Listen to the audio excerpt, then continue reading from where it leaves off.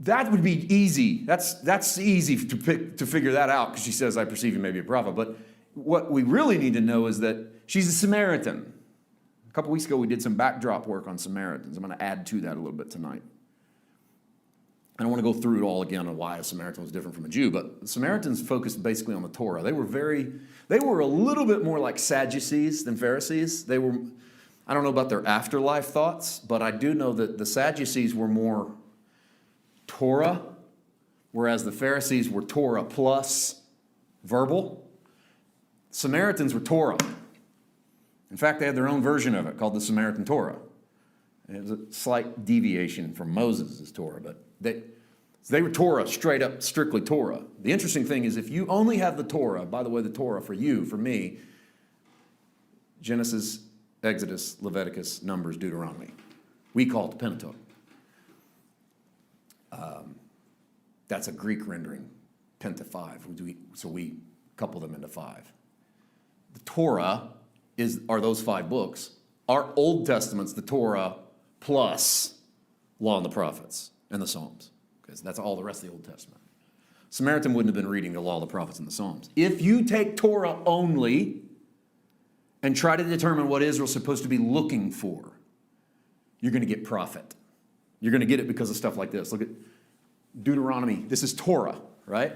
Deuteronomy 18:15. The Lord your God will raise up for you a prophet, capital P, like me, from your midst, from your brethren, him you shall hear.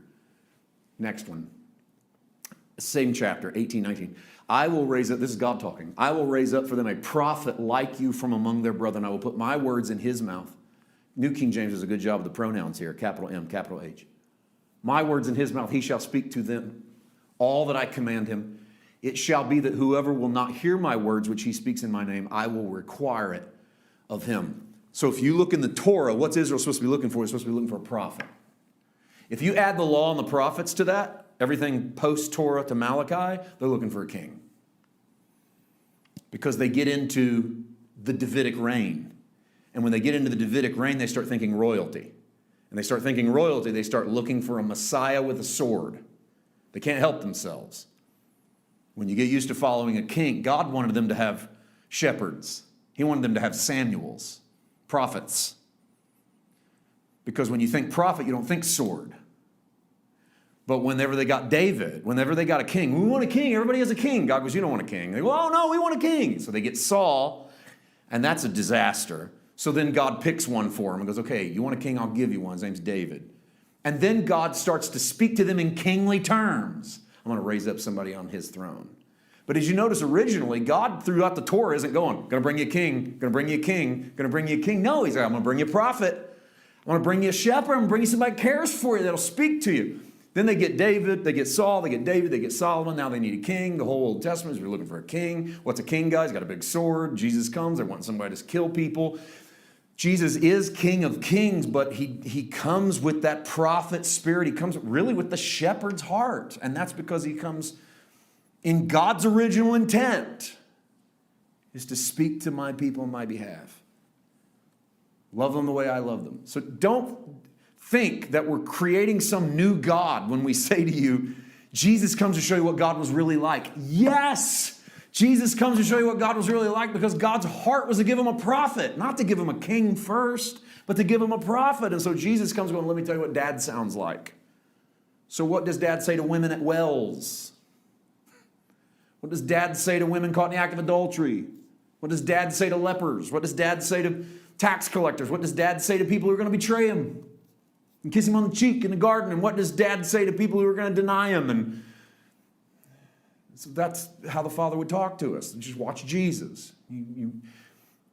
So this woman is thinking, prophet, give her credit. She's a Samaritan Torah dweller, and in her world, the prophet's what you ought to be looking for. So Jesus runs with her with it. I don't want to put too much emphasis onto because I don't know that it's fair for us to determine how much she knew. I don't think she knows much, I'm going to be honest, but I don't think it's fair for me to diss her from afar. She does know to look for a prophet, and she thinks she's found one. She doesn't know yet she's found the one, but she's going to be a quick study, and God bless her, she's way faster than the Pharisees will be, and she's way faster than the Sadducees will be, and she's way more open than the chief priests will be, which also tells me this: religion gives you no corner on the market to revelation. I didn't make a screen out of that one, but that's worth you taking it as notes.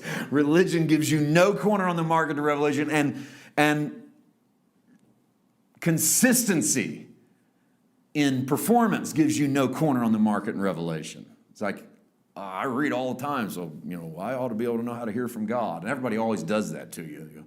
Like your coworkers will come up to you and go, Jim, I know you know the Lord, so I'm going to ask you. I just feel like if you pray, God will listen. You ever had anybody say that to you? It's like, I know I can pray for my grandma, but for some reason I feel like if you pray, God will do something.